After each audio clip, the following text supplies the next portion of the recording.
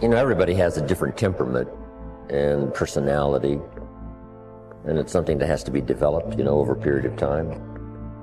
We all must deal with that dark side of our nature, the positive side of our nature, and it isn't that it ever gets done or finished, but that we should suppress those things that would cause us trouble, not only within ourselves, but cause us trouble with someone else. You're not aware of that conflict going on, because conscious attention doesn't need ordinarily to focus upon it. And so you don't get involved, and you're not anxious about what party is winning and what party is losing. They're keeping up a kind of balance. It's a spiritual battle, and it's taken people thousands and thousands of years to figure this out. You can find that and just look inside. Inadequacy, weakness, susceptibility to temptation, narcissism, pride, envy, revenge, resentment, frustration, lack of faith, all of that. So we spend a lot of our energy, a lot of our time, a lot of our work and our thoughts on how much stuff can I get, how much can I accumulate. And the problem that comes up with this is that if you believe that you are what you have, if you really believe that, so we have a, almost like a dilemma. If I am what I have, then when I don't, I'm not. I start to get really terrified. I start to get really scared when I don't have as much stuff as I want to have, or when other people have more stuff. So we spend a lot of our energy comparing ourselves to what other people have. Jump on the positive side of whatever you want. See if you can't help out in this warfare, in this push-shove match. That's the key. That's why the old wise man said, we must learn to love and hate. So underline that. You must learn to love and hate. And the illustration he used was, you must learn to love good and hate evil. But the major key to your and my future, the major key to you and mine being able to put our lives together, to get up and move forward, the major key to creating the next greatest version of ourselves and looking out for our families and improving our lives and our community. The major key is you. It's me. It's all of us. We have to decide that we're going to take responsibility.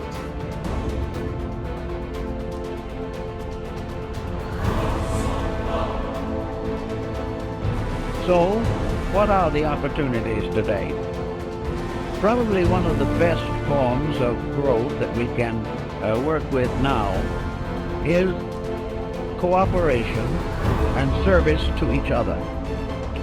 The individual finds perhaps the greatest basic joy that there is in the human composition when he brings joy or releases joy through other persons.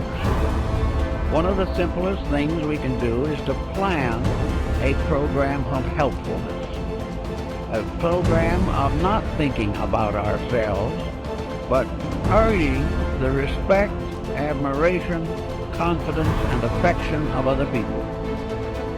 It is something to look back quietly upon a good deed that has brought security to another.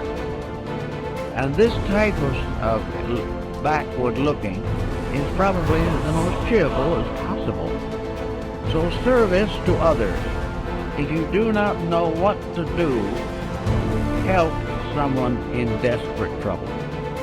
Forget being deprived of a few hours of television or being requested to turn away from some ordinary leisure that you have planned.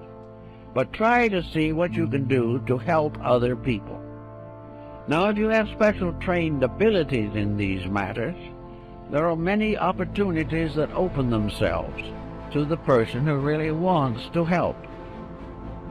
If you have music as a background and have the abilities, find some young people who want music and cannot afford it.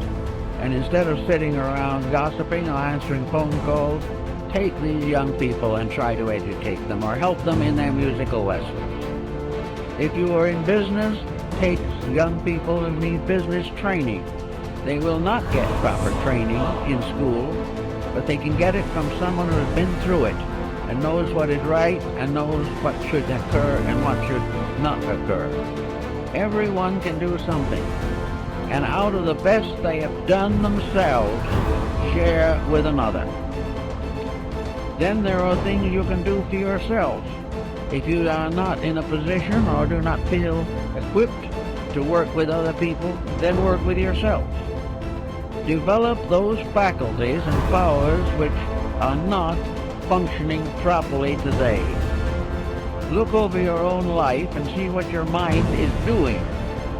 Is your mind growing? Or is it just heaping up one prejudice on top of another? Watch your thoughts and see whether or not you're instinctively criticizing things you do not understand, or have developed powerful prejudices which interfere with justice and judgment. Look over your own nature and then go to work on the problem that you find needs attention. It is not good, however, to try to simply convert yourself. To sit down and say, I shouldn't hold that attitude, is usually not very meaningful. What you really should do if you dislike a certain condition is get into that condition yourself. Move in on it and find out why people think the way they do. Instead of criticizing from some set point within yourself, find out why other people are not more successful in their judgments.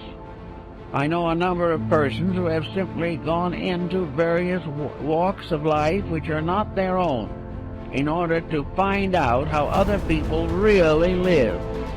And it is almost certainly an eye-opener. If you do not wish to go through all this, it then is the best attitude you can have is to believe firmly that every individual is doing the best he can for what he is. And it is always important to try to estimate what he is and help him to become better.